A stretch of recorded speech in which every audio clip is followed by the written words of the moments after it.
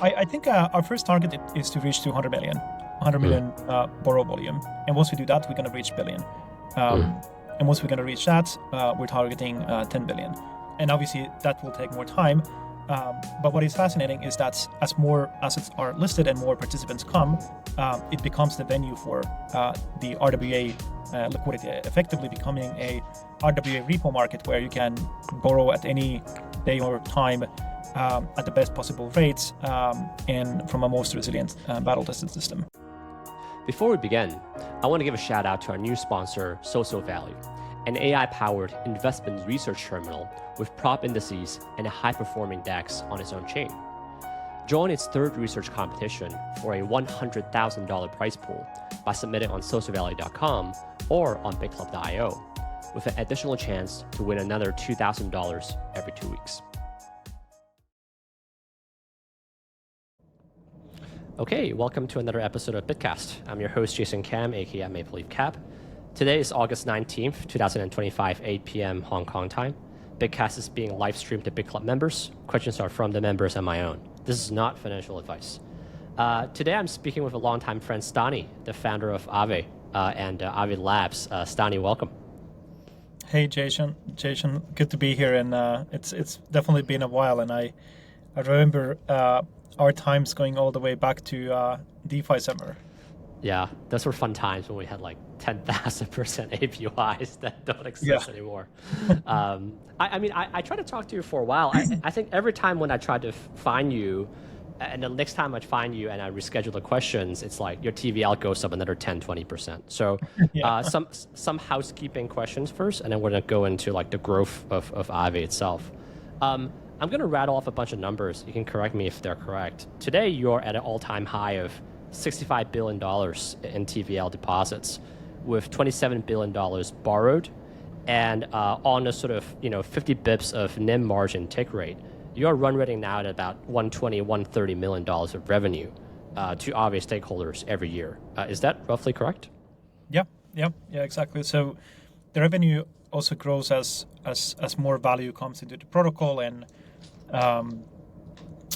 with the growth as well. So I think that's pretty much sums it up pretty well. And it's interesting because it's obviously hard to create a successful business, but creating a really profitable decentralized organization, a DAO, is even more difficult. So it's definitely quite an interesting achievement.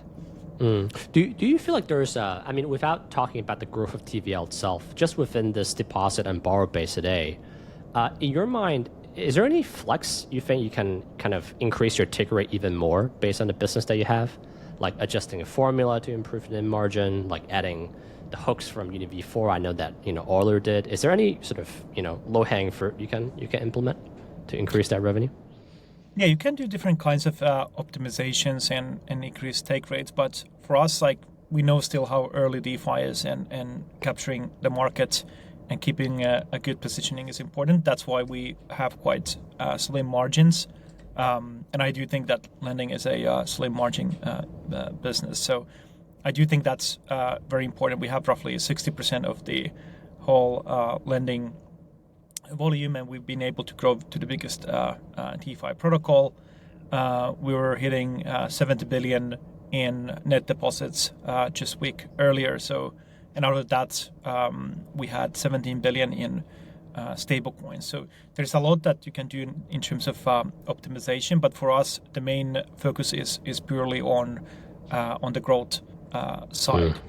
And there's also different business lines. So as you mentioned, the using LP positions as a collateral, that's something that we're working as well as a separate business line and revenue source for the DAO. And obviously the even more important is the Go stablecoin. Got it. Well, I'm sure we'll cover that in a second. And just so I understand, hopping off of that number, of that sort of 100, 150 million of NIM margins and revenue that accrues to Aave stakeholders, you're also standing at about $100 million ex-Aave token treasury and about $65 million of run rate expenses. Is that also roughly correct today? Is there anything else that we haven't accounted for? Yeah, and some of that running cost is actually CapEx. So, for example, the Aave v4 development that started last year and is ending its cycle actually now. So effectively, just purely from amortization perspective, a lot of the capex is going down. So which increases then also the margin, which can be then used, for example, incentivize further growth as well. Mm.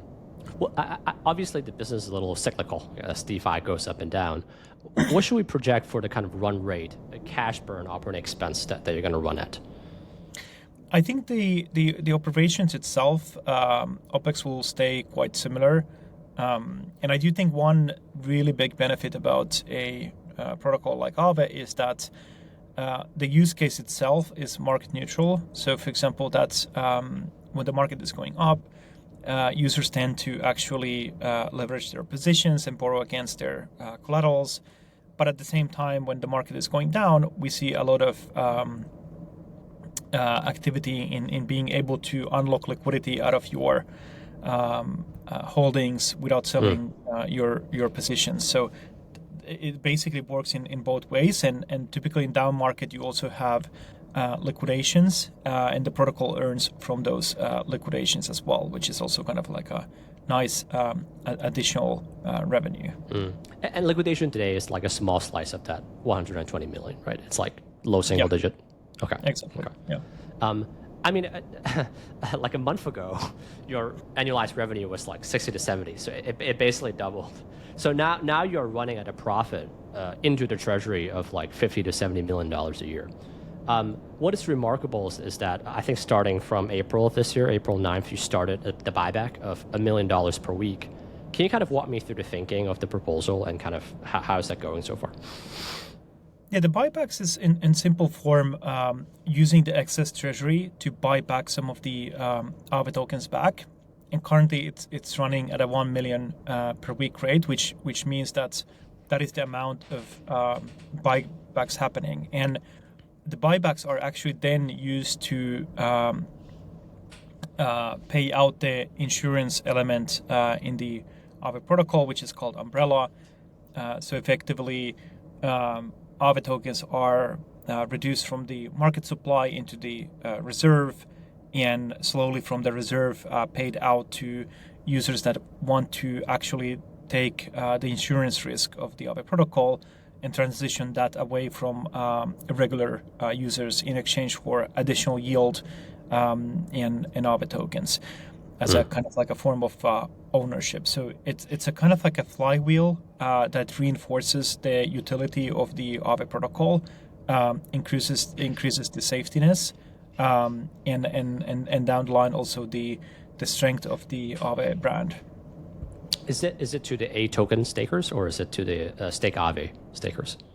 To the A token stakers. So there's still two Aave-based staking modules. So there's the staking Aave, and then staking Aave liquidity. So the Aave staking liquidity portion, where you stake some amount of Aave and some amount of ETH, that is going slowly to zero. But the Aave staking itself, that's going to be kept in a little bit of similar fashion, which is great because that gives essentially a way for the Aave holders to receive some dividends from the Aave protocol in form of these buybacks that are then, besides the insurance, directed to the Aave stakers. Yeah. Roughly speaking, when do you, because it was like 700 Aave tokens a day previously, and then it started going down recently. When do you expect the net, like the emission, like pure form of inflation, to approach zero in your mind? I think for the actual for the Aave staking level, most likely the emissions is going to be at the same level, and then on the staking liquidity level, the emissions are going to go to zero. So then it's a question of how much tokens are bought back from the market versus how much they're paid out. So there's going to be some amount of inflation that is existing. Okay. Still, like even after this is kind of matured and stabilized. Do you expect to upsize to 50 million buyback amount? And do you feel like at what point would it be up for renewal again for a new number or a new kind of time period? I think for the buybacks, there's certain limitations there because effectively with buybacks, you're exchanging cash assets into equity effectively that you buy from the market. So Sure. the Aave protocol and the Aave DAO actually needs also those cash reserves. For example, for different types of growth initiatives, incentives, and so forth. So there needs to be a fine balance actually to investing in growth. And I think we approached a model where we started with the buybacks because it fits really well into the narrative of funding the umbrella insurance module in the first place. But now we also are thinking of actually moving towards incentivizing growth with the revenue that the Aave DAO is receiving from the lending operations. Oh, interesting. So the addition, I guess with the 52 million kind of annualized buyback of Aave, is it all directed towards the A token today, or you cap part of it? Like how does that break down today? Yeah, basically it goes direct to the Aave ecosystem reserve, and out of the ecosystem reserve, the rewards are paid for the umbrella stakers and the Aave stakers. So it doesn't go the whole amount automatically. So there is excess reserve that is kept in the Aave ecosystem. Got it. So there is spare, like roughly speaking, how much is left right now for like these kind of growth initiatives? I'm guessing you're going to use it to incentivize borrowing or lending. Yeah, I mean there is quite substantial amounts. It's mainly a fraction that actually goes into the staking rewards. So there is quite a lot. Is it like 80% still kept and then 20% emitted? Is it like 50? Roughly, like, do you have a rough? Oh, okay. Yeah, roughly towards that direction. Yeah. Got it. Have you at what point in your mind would you consider start actually burning, or kind of not emitting it at all, similar to like Hyperliquid or some of these other protocols? I mean, that can happen when there is sufficient amount of revenue and sufficient amount of growth. I think the way to think about Aave is it's still in a kind of like a early growth phase of a business. And what that means is that a lot of the focus actually should, even though there's buybacks that is funding the actual insurance module and the Aave staking module, there needs to be a lot of focus on actually achieving higher market share, higher growth, and we have reached the DeFi maxima. Well, not actually the maxima, but we've reached to become the largest DeFi protocol at this point. And the next stage is that now that DeFi is going to get plugged into the traditional finance, as there's better regulatory environment at the moment, there's more institutions that are interested in DeFi, fintechs as well. We need to be able to be in a places where we can actually compete with these integrations or just purely acquire users based on rewards as well. So a lot of investment is actually going to go towards growth. And once a significant market share is obtained, let's say up towards closer to 80%, depending on how many market participants there are, then you can move into a kind of like a burning model. But also you can run experimentations at the same time. So something we probably will look into as well. Sorry, I just want to make sure I caught that. 80% market share in DeFi? Yeah. And is there an absolute scale you think about before you start thinking about harvesting or kind of value capturing? I would say that we would like to experiment something early on. So it's a question of resource allocation as well. But I think we want to experiment earlier than we actually achieve that market share. Yeah, well, that's a good segue because I look at your business today, 65 billion deposit, 120 million of revenue. We're standing at a pretty interesting juncture where Trump basically blessed the industry, like kind of graduated. I think there's a pretty visible path also for potentially, like 500 billion of deposits or like $1 billion of revenue. Are you thinking along the same order of magnitude? And if it is, can you name like a couple initiatives that gets you the most excited to get you from here to there? Yeah, no, I do believe DeFi is going to grow, and I think the future of the financial infrastructure is DeFi. That's where the best financial algorithms are, and the best offerings will be stablecoins are the way to access DeFi, and RWAs are going to grow the scale of DeFi because it introduces the value that is already existing in the financial system into this new kind of like a DeFi-based substrate of financial activities. So two really important initiatives for us is the Go stablecoin. So we have roughly 350 million worth of Go supply at the moment. And what's interesting about Go is that 100 million worth of Go that is borrowed out earns the same amount of revenue to the Aave DAO as 1 billion USDC or USDT. And that's because Go by itself, the way it's minted, doesn't have LPs. Instead, the protocol is the kind of enabler of that instrument. Yeah.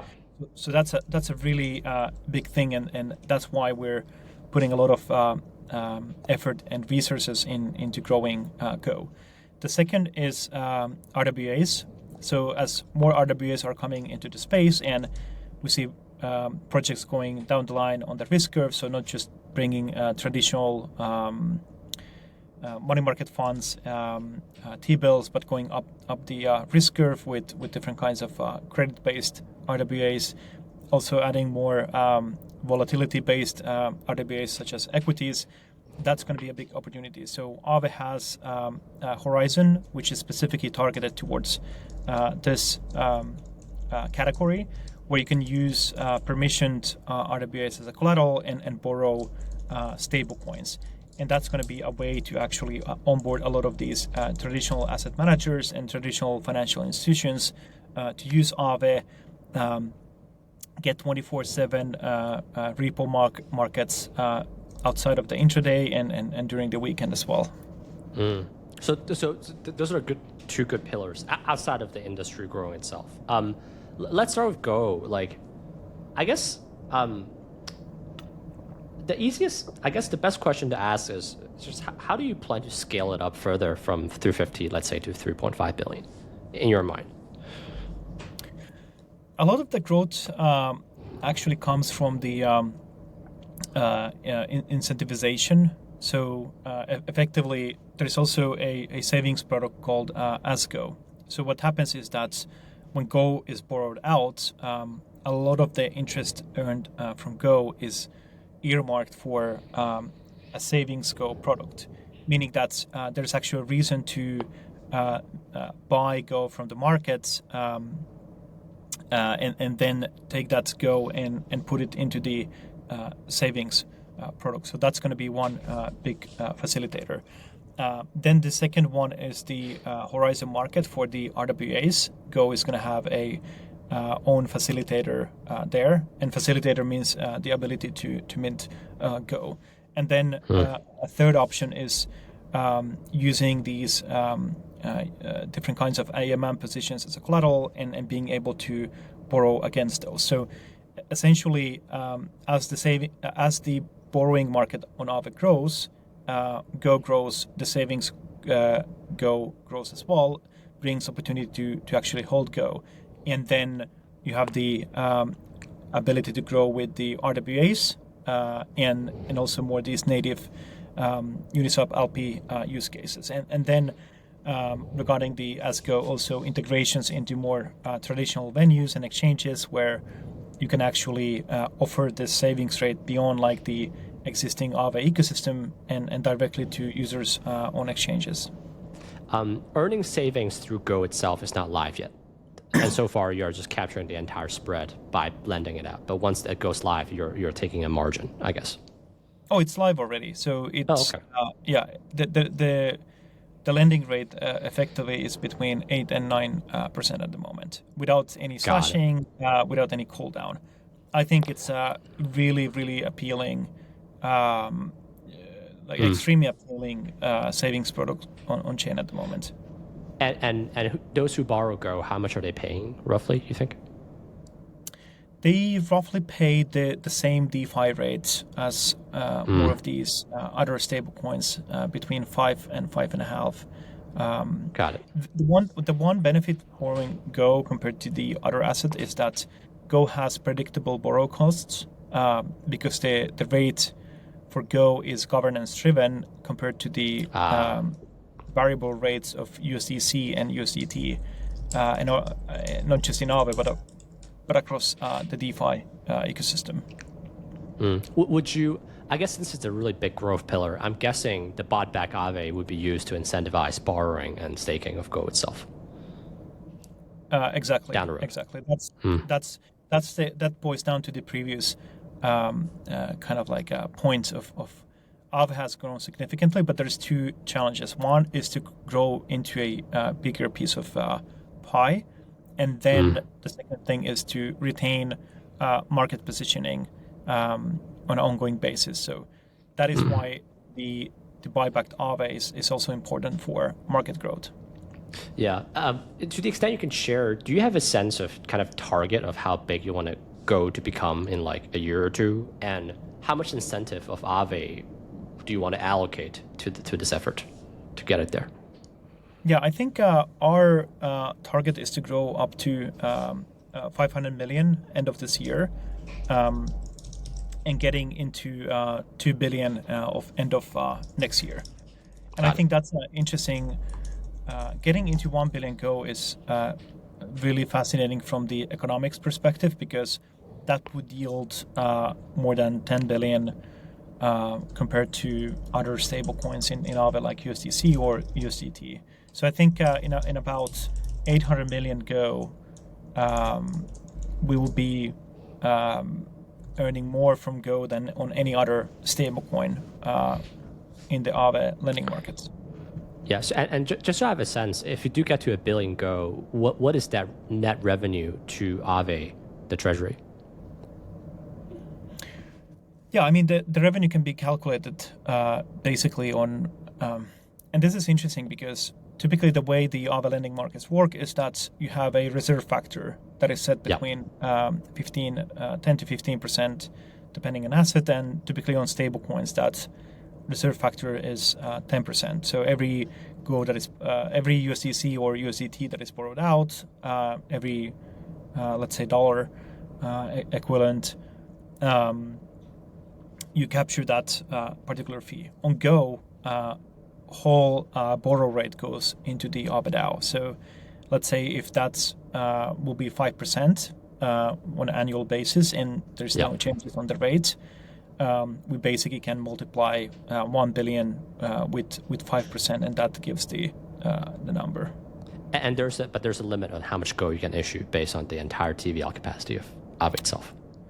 Not necessarily, because the amount of Go that can be minted is based on the collateralization of these users.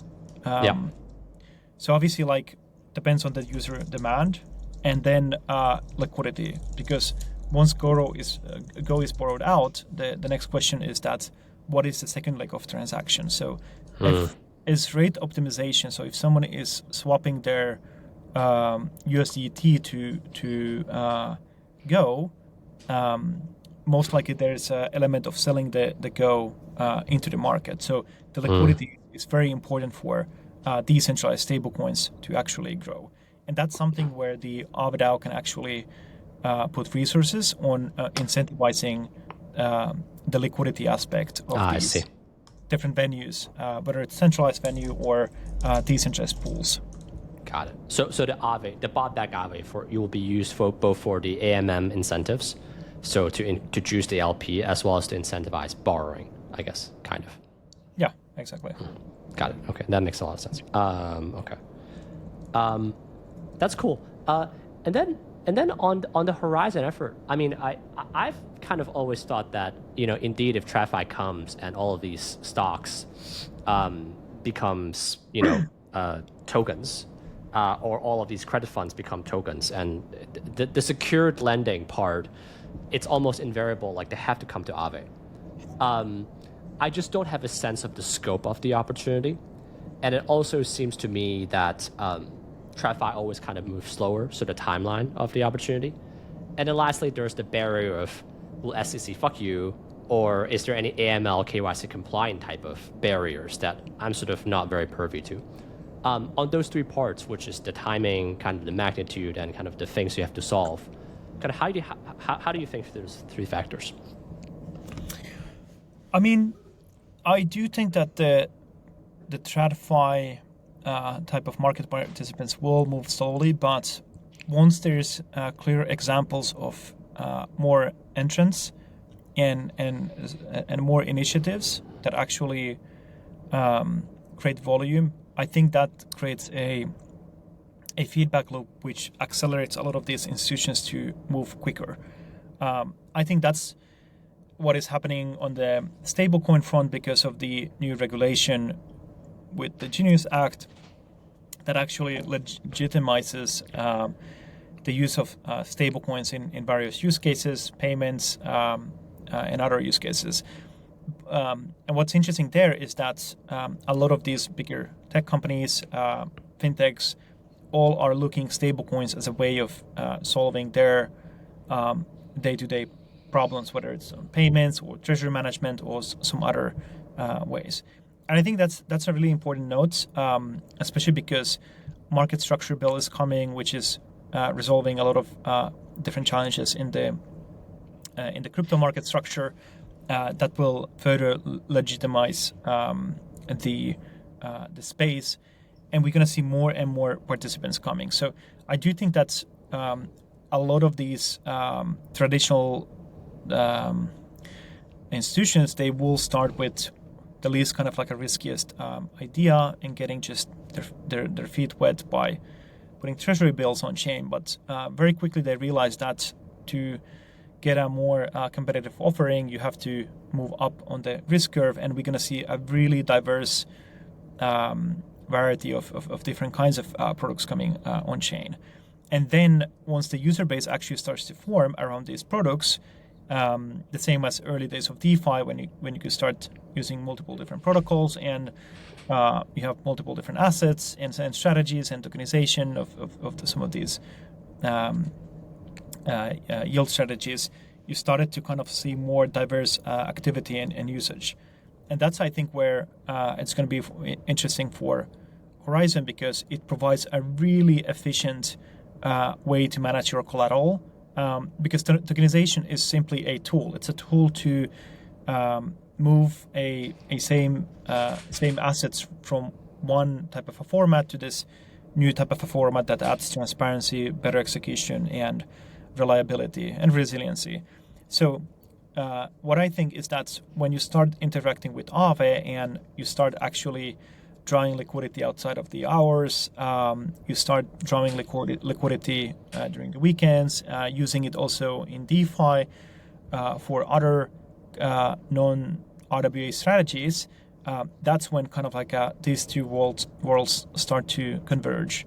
And I think that's where we see more and more acceleration down the line. So that's one of the reasons why we're very excited about Horizon, and it will start with few market participants, but down the line, as more institutions will start deploying their products on chain, it's going to be the backbone for a lot of these RWAs and users to provide them better collateral management than they have in traditional finance, and also better access to capital into DeFi as well. Yeah, and just to understand, sorry, I'm not as privy to this topic. Is it basically a similar architecture as Aave, except there's a KYC AML ring fence with kind of, agreed upon actors? Like, how would it work in reality if I'm like tokenize a credit fund and I want to put it in Horizon? We're basically using the exact same protocol, the Aave protocol that we use for crypto assets. We're using that for Horizon. The difference is that the A tokens, when you supply assets into the protocol, the A tokens are non-transferable. So the actual KYC and eligibility happens on the asset issuer level. So, for example, to buy BitL fund as tokenized assets, you have to go to BlackRock and become eligible. Once you are eligible, then you can supply it into the Aave protocol. If you buy another asset manager's fund, you have to be eligible on that asset manager level. So Aave is purely used as a technology substrate in this case. I see. And in that case, let's say we as a fund fully KYC ML with Superstate, let's say, right? And then we bought the BUIDL product, the US Treasury Fund.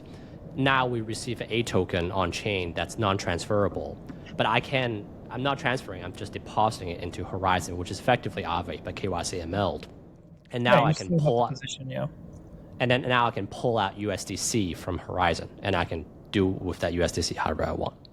Yeah, exactly. So think about this way: you go to Superstate, you maybe are interested in the USDB product, and you subscribe. You have this asset, but then let's say you're operating on a weekend and you need liquidity, let's say USDC, to do something interesting on chain or so. So what you could actually do at that point is that you go to Aave, you supply the assets, and because you already have the asset in position, you are eligible and you are KYC'd and you meet all the criteria. Then you can actually pull and borrow that stablecoin liquidity against it and get access to funds directly. Interesting. So you really only need the B2B relationships with all these larger KYC ML, like effectively financial institutions on chain. And that's interesting. How? What's the size of this business today? Is it just starting, I'm guessing? Yeah, so Horizon is going to be launched in the upcoming weeks. And we do think that there's going to be interesting usage in the beginning, but also the market is going to be incentivized on the borrow side. So we're going to see better rate arbitrage for a lot of users compared to DeFi and also compared what they can borrow with these assets in traditional finance. I see. Incentivized as in, because there is one key question here, which is who is offering the USDC in Horizon? And is it Aave Treasury? Is it like market makers and financial institutions you work with that sort of pulls these USDC on chain? They kind of borrow at 5%, deposit here at a low. How would that work there? So the stablecoin borrowing is more fluid, essentially because the USDC side is permissionless, meaning that anyone who wants to take interesting against these tokenized assets could actually do that in a permissionless fashion. So I actually think that Horizon is a really interesting market for lenders that don't want to take the crypto native asset risk, but want to lend against traditional assets and take that risk. And it seems like to offer the folks who want to take out a secured loan on these assets, Aave would be incentivizing the lending of USDC side on Horizon. Like if you lend, you get a higher rate with Aave incentive. Exactly. I know it's early, but any numbers that we can throw out? Like typically, I think our first target is to reach 100 million borrow volume. And once we do that, we're going to reach billion. And once we're going to reach that, we're targeting 10 billion. And obviously, that will take more time. But what is fascinating is that as more assets are listed and more participants come, it becomes the venue for the RWA liquidity, effectively becoming a RWA repo market where you can borrow at any day or time at the best possible rates and from a most resilient battle-tested system. This is cool. And it's on ETH mainnet. Yes, exactly. Okay. What kind of asset collateral excites you the most? I mean, Treasury is fine, but it yields 4% if you borrow it's not that exciting. Like, I guess it maybe excites you. I don't know, but like, is there anything? Yeah. I think credit ETFs are really good. Really diversified credit ETFs are really interesting. I also do like SP 500. I think that's going to be also an interesting asset for many. There's still a lot of users who, even mainly on the like a crypto native side, that have been creating wealth with crypto native assets, but would like to access more natively into these types of products without going directly to the traditional rails. But yeah, I think we will see a lot of credit. And the kind of like secret sauce of Horizon is that if the asset is liquid enough off chain, let's say in traditional markets, it might be suitable for Horizon because effectively for liquidators, they just want to settle the position on chain against a liquidation bonus, but then the actual reshuffling of the funds, which basically means that if you have a liquidation, there's BUIDL, and for some reason, like you have to liquidate that asset, you return stablecoins into the pool, get access to the BUIDL tokens, redeem them against dollars that come into your bank account, bring them back on chain into stables to become whole again. So if there is a high enough liquidation incentive on chain, liquidators will do this arbitrage themselves. And the liquidators, I'm guessing, are KYC and ML financial institutions as well. Okay. Yeah, so you can liquidate an asset if you are eligible and a customer of that asset issue. Yeah. Well, I mean, I kind of get it if it's like a stock, right? It's secured lending. You get a lot more flexibility over the weekend. It's like very volatile, so like you can probably get better rates here versus negotiating with Goldman prime brokerage. But the credit fund, like, what kind of use case would be the most relevant for the folks that deposit the RWAs here and then start borrowing, you think? Like, why would they do this? Yeah, you might have a credit fund at 7-9% as an example, maybe like, between that range. And you might want to borrow against it, and you might have another rate that you are actually, another leg transaction in DeFi that might earn something else. And then you basically have a net overall better rate, essentially. Got it. And I'm guessing if the rail of putting these RWA assets on chain is quick enough, taking it out from Aave is way faster.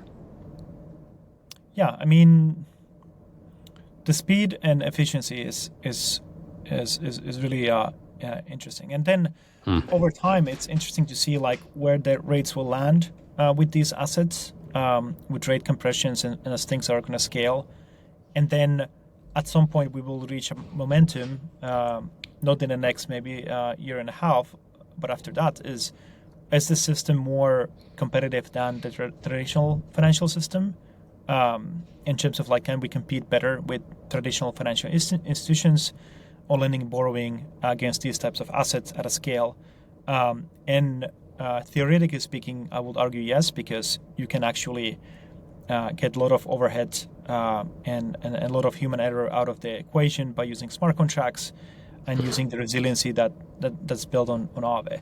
So I think kind of like the same outcome might happen to these more traditional venues where you can borrow against your assets that happen to centralized crypto lenders where they weren't able to actually have good risk management, a lot of human overhead, human error, and even as of today, the very few crypto lenders that are in the space, they are lending out in a peer-to-peer way in interest rates of 9 to 12% when you can borrow 5% at DeFi without any human involvement in between facilitating, managing the margin calls and collateral calls and whatnot. So I think over time, like once we get to a point where Horizon market is at 10 billion and beyond, we're starting to see more and more efficiency.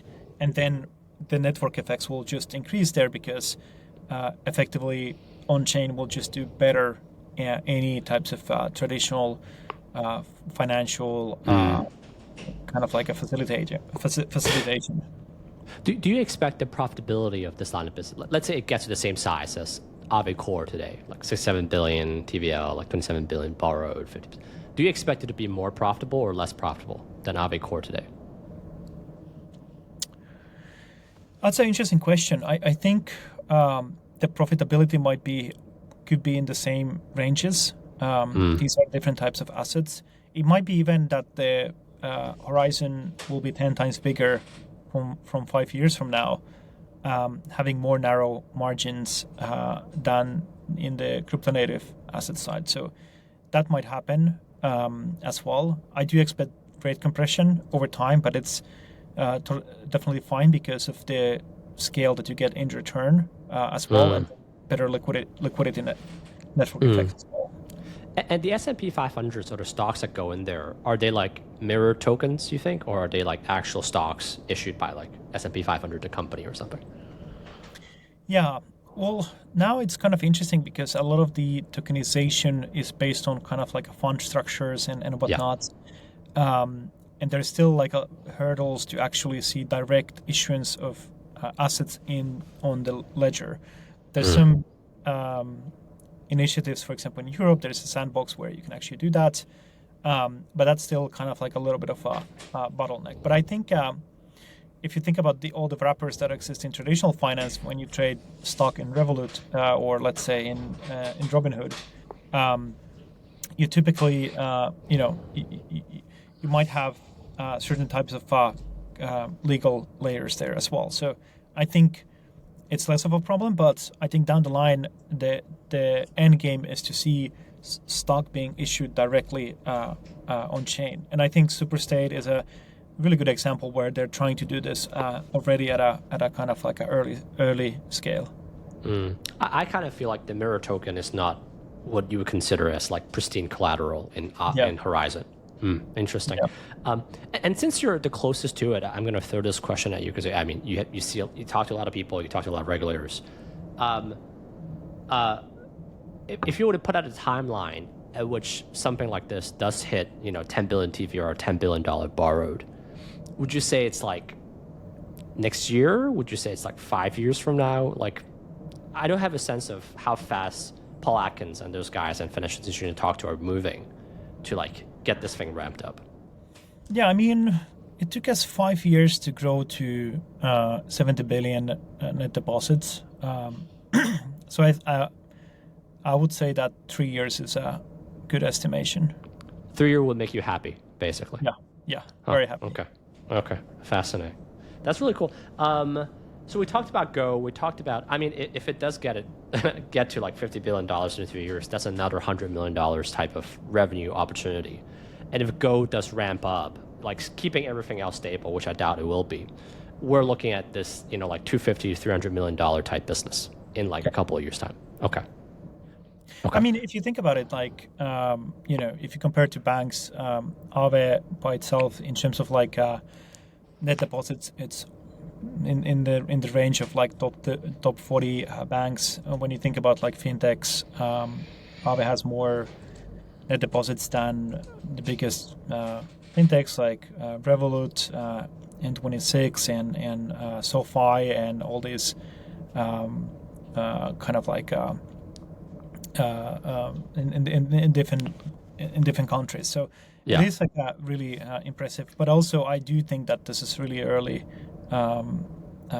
phases of the whole DeFi space, and everything will move into DeFi over time. Is there anything else that you think could move the numbers meaningfully we haven't touched on yet? I think V4 is definitely the biggest actually impact. V4 is a new architecture where you have basically liquidity hubs where assets are supplied and stored, and then you have different kinds of borrow strategies with so-called spokes. So it's a hub and spoke model. And typically the challenge with Aave V3 is that when you create a new market and list new assets and create like essentially a risk profile, you always have to seed the liquidity some way, either through incentives or through granting liquidity. With this model, effectively, whenever there's a new spoke, which means new set of assets in loan-to-value ratios and so forth, the liquidity hub can actually allocate liquidity into that new spoke. So what it means is that new innovation can be obtained much more faster, meaning that creates additional revenue into the Aave DAO. But also, all opportunities do not need to be fully capped. For example, you might have a Ethena strategy, but you want to mitigate the risk of that strategy. So main liquidity hub can limit itself to 5 to 10%, but then you might have a liquidity hub that is fully dedicated to Ethena Pendle type of arbitrage, and bring that additional revenue. Horizon itself becomes a spoke as well, and third parties can deploy their own spokes and hubs. And I think for DeFi developers, this is extremely fascinating, because the biggest problem for the new DeFi developers, no matter how smart their ideas are and implementations, the challenge is to attract liquidity. And that can happen through rewards, or alternatively, it can happen through renting liquidity. And most interesting DeFi ideas fail because of just the lack of liquidity that they get access. So in V4, a developer can just create a spoke, which can be a form of a strategy. And if that is interesting strategy, it will be connected to various different liquidity hubs. And I would assume that liquidity hubs by themselves will create a risk curve. So you have the lowest risk, the medium, higher, and then you can go up on the risk curve, providing more diversity, more optionality for the users. And I think essentially this is going to be an incredible revenue driver for the Aave DAO.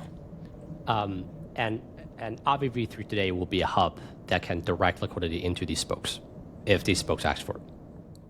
Yeah, so Aave V3 is effectively going to be just a, let's say the Aave V3 has 2 markets at the moment on Ethereum, and obviously a bunch of other markets on other networks. Yeah. So you have the Aave core, which is kind of like a larger, deep liquidity, larger set of assets in Aave Prime. So in the future, you would have a core type of liquidity hub and a prime liquidity hub, and then some sort of emergence type of liquidity hub, which is tail end risk, which can be governance tokens or something else. Maybe give me like 1 or 2 examples of these hubs and spokes that could be spun up using the Aave V4 architecture. I guess Horizon is one. Yeah. Are there any other ones that excites you? Yeah, one simple idea is to create a spoke where the AMM shares can be used as a collateral and request liquidity from a hub. Hub is essentially kind of like a central bank, and spokes are commercial banks with their own lending strategies. That's one analogy to think about it. And then you can do the whole Pendle Ethena strategy directly in its dedicated spoke. So spokes can be arbitrary set of customization. They do have certain compliance that they need to meet to be connected into the liquidity hubs, but the innovation there is just limited by imagination, what you can financially engineer. Yeah. I guess, how would the economics of something like this look like? You know, let's say a LP pair is indeed spun up, like you said, right? And then it gets to however many billion TVL. How does the fee flow to Aave Treasury? How does that ticker look like? I mean, it's quite similar as in V3 effectively. So there's still the reserve factor that is collected from the liquidity hub, so that works pretty well.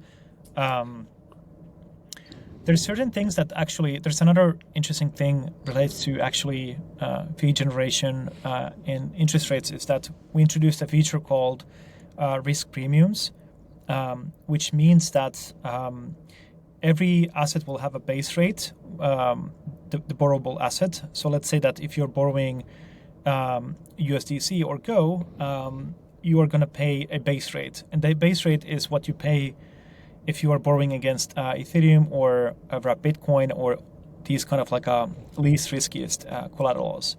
If your collateral composition is more riskier, so you're kind of like more higher on the risk curve, you're going to pay a risk premium based on that collateral composition that you have. So what it means is actually that within the same hub, you can be priced based on what risk you're bringing to that to the protocol. So this means that in the future, if you are the least kind of riskiest borrower, you will be paying the most efficient rate in DeFi. And then if you're adding rates, you're adding risk, you're also getting higher rate as well in terms of risk premium. So this means that the riskier part of the user base won't be able to free ride on those users that are bringing less risk into the market. Sure, and there. And then the premium along with the NIM margin that these spokes generate, does Aave take a portion of it? I guess it has to. Yeah, for everything that is borrowed out, there's the reserve factor that collects from all the interest. Yes. But it doesn't just because people who run these spokes expect a NIM margin profit. I guess Aave would take a slice of whatever they make. Yeah. Like there's okay. Is there a percentage? Like that, basically what I'm trying to get to is I can run some math on how big the opportunity is in terms of fee streams to Aave DAO. If you have a rough heuristic in your mind. Yeah, I think the spreads will be quite similar. It just increases a lot of the revenue opportunities. But on a riskier collateral, what the Aave DAO could do effectively is that they can capture more fees on these riskier collaterals by setting higher spread there. So effectively, yes. If you're borrowing against long tail assets, the actual risk premium could be higher, and the portion that the DAO captures also higher to reflect the additional risk there. So I would expect that will bring some significant amount of additional revenue to the Aave DAO. Yeah, because there are almost like three pieces to this in my mind. Like Aave itself, that is like pretty pristine in risk factors.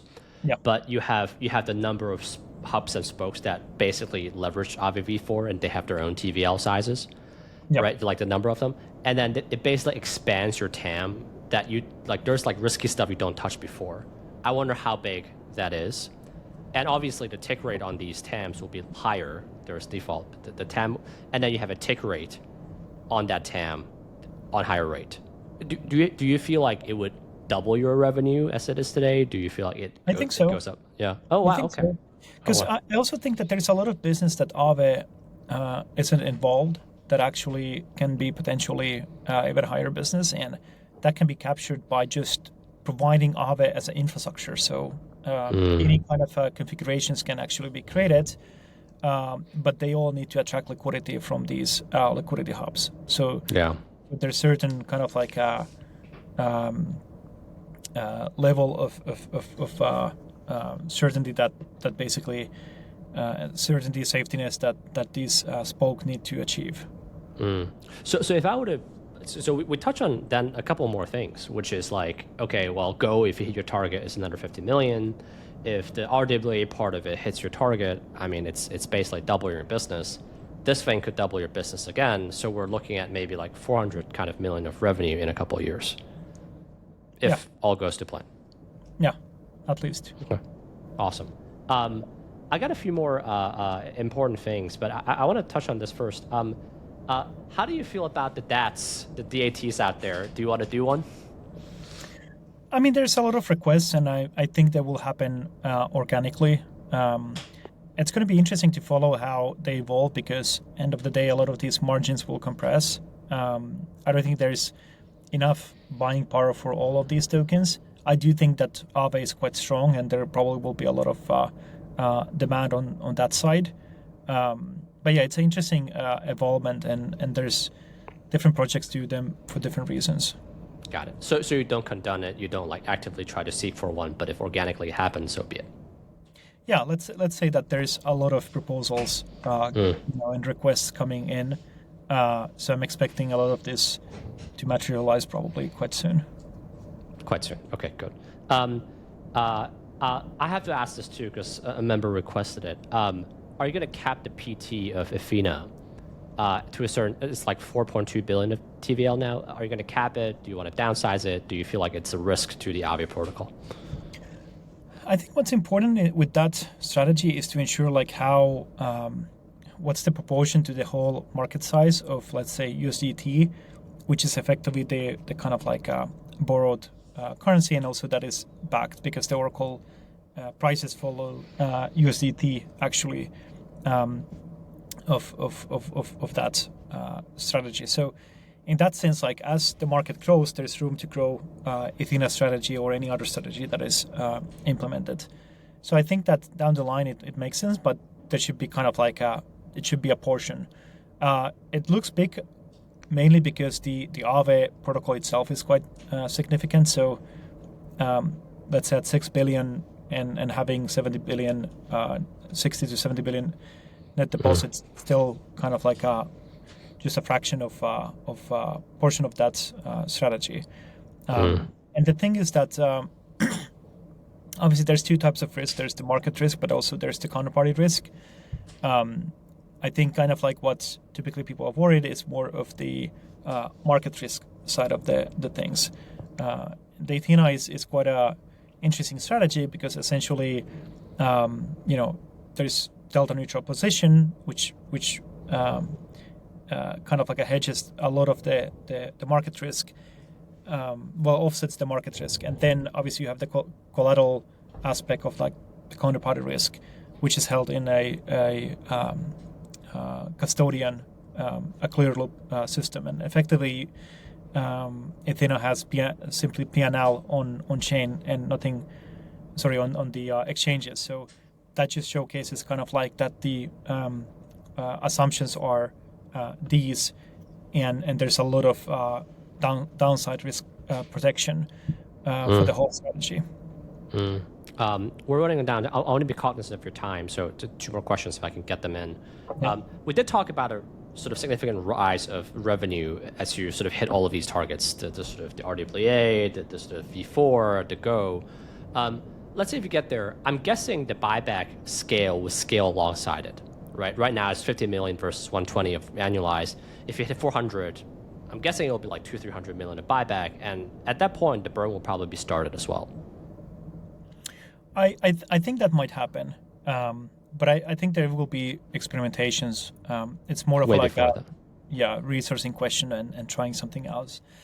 I'm pretty big fan of token burns. I think they have a interesting way of. I'm not really. One exciting thing about it is that there are announcements, but I'm more excited about a way of rewarding by share increase for all stakeholders. I think that's interesting. Cool. Stani, thank you so much for your time. This is great. Thank you so much, Jason. Glad to be here. Yeah, thank you.